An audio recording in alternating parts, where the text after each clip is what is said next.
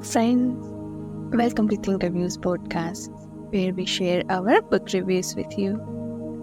Children's books are one of the favorite genres for us here at Think Reviews. We are always looking for books filled with adventure, enterprise, and magic that makes childhood such a fascinating phase of life. We have reviewed a fair few CDs designed for young readers and shared our reviews on those here at Thinkerbiz platforms.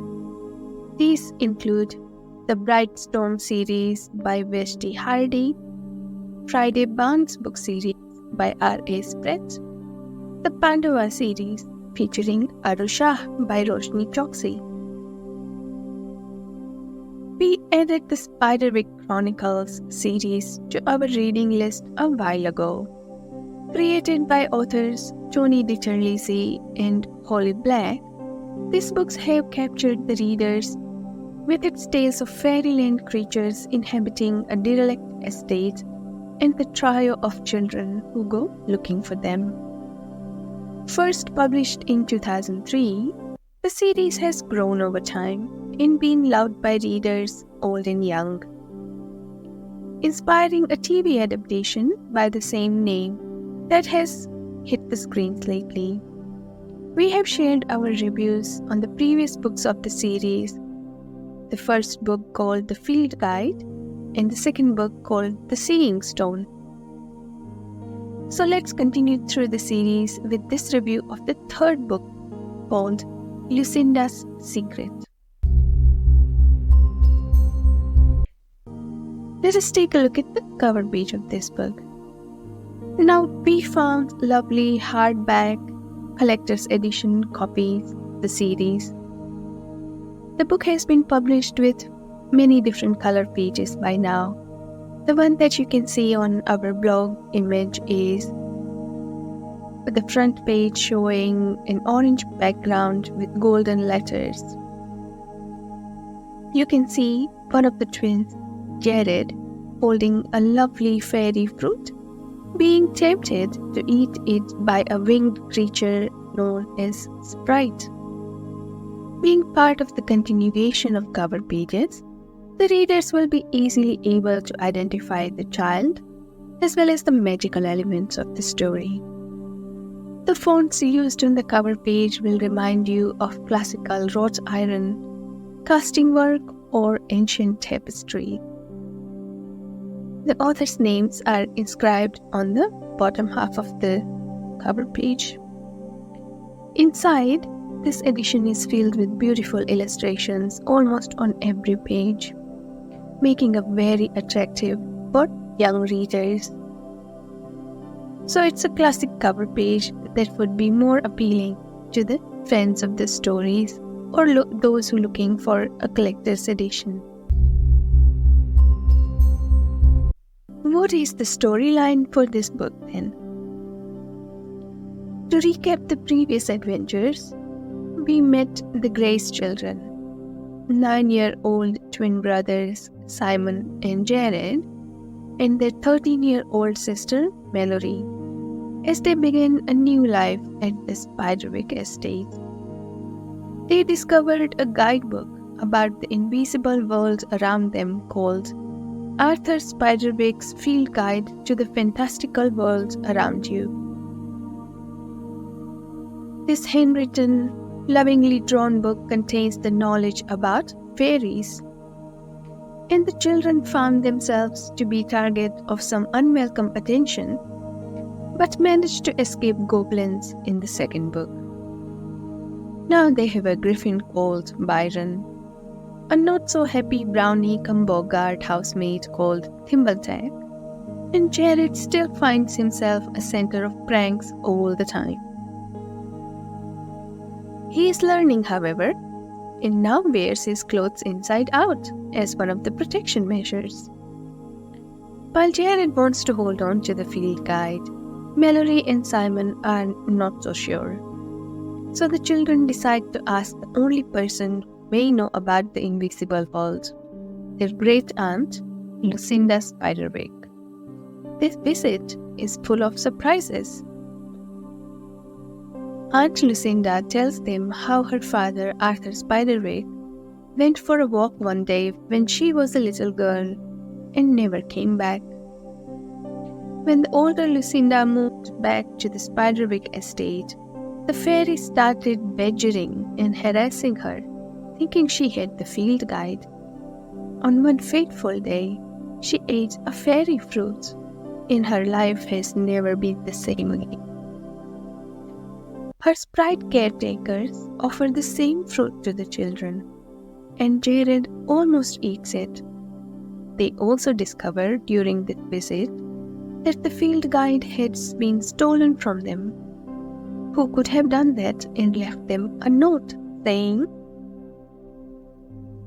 "Rash child who thinks he is smart, wondering about your book? Maybe I am tearing it apart or bring it where you won't look."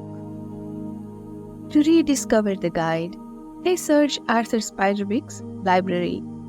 And what should they find but maps of the estate and areas around it, leading to places like the troll hunting territory. And in search of the answers, the children go on yet another field trip.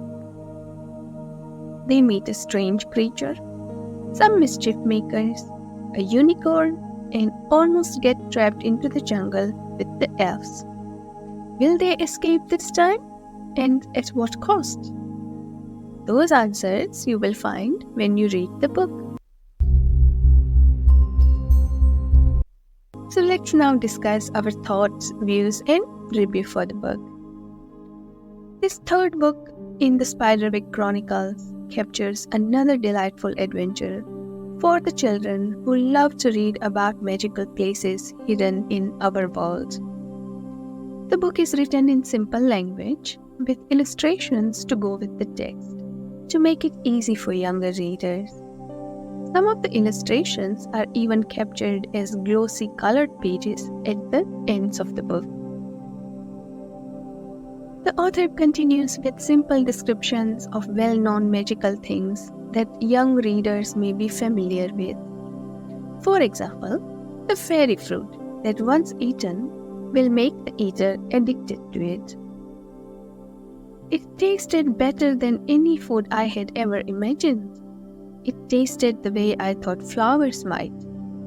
It tasted like a song you can't quit, put a name to. After that, human food, the normal food, was like sawdust and ashes. I couldn't make myself eat it. I would have starved. The authors also used riddles and simple wordplays to keep the readers interested with sentences like this ones. Clever is as clever does. If grass can move, then a boy could find himself rooted in place. As the book continues the thread of how the field guide is coveted by the magical creatures, in this book, the author also gives us a glimpse of the why. When the elves tell the children about how humanity has acted with cruelty at times and destroyed natural habitats for so many species, it has also impacted the fairies and places they can live in. They are worried that if the humans know their weaknesses, it will only lead to further destruction. Once, humans were ignorant, but now we would keep knowledge of our existence from you to protect ourselves. You poison the rivers, hunt the griffin from the skies, and the serpents from the seas. Imagine what you could do if you knew all of our weaknesses. It is also baffling to the fairies how humanity can live away from the wilderness that is home to them. Anyone can live that long. All they have to do is keep from dying. But I understand that humans live much longer in captivity than they do in the wild. The Grace children are as lovable as ever. They have their minor differences and squabbles as siblings do, but they are trying to adjust to this new world. Jared has learned to draw, to express some of his feelings, but he still feels out of place and sad at times. He felt numb. The book was gone. Thimblethrift hated him, and Arthur wasn't the person he had imagined. It was a cheat. All this magic. It seemed so great, but underneath, it was just as disappointing as everything else.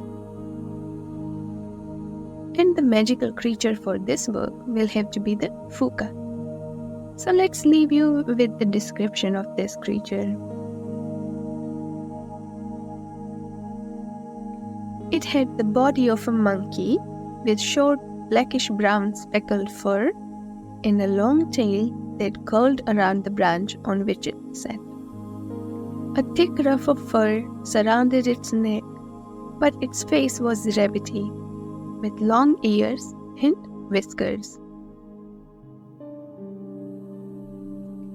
As mentioned in the reviews for other books in the series, these stories have been turned into a delightful TV adaptation and are available to stream on the Roku channel.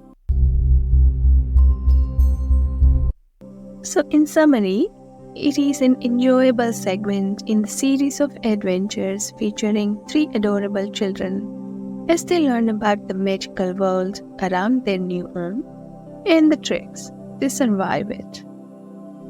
Thinkerview's rating for the series is at around 7.5 out of 10.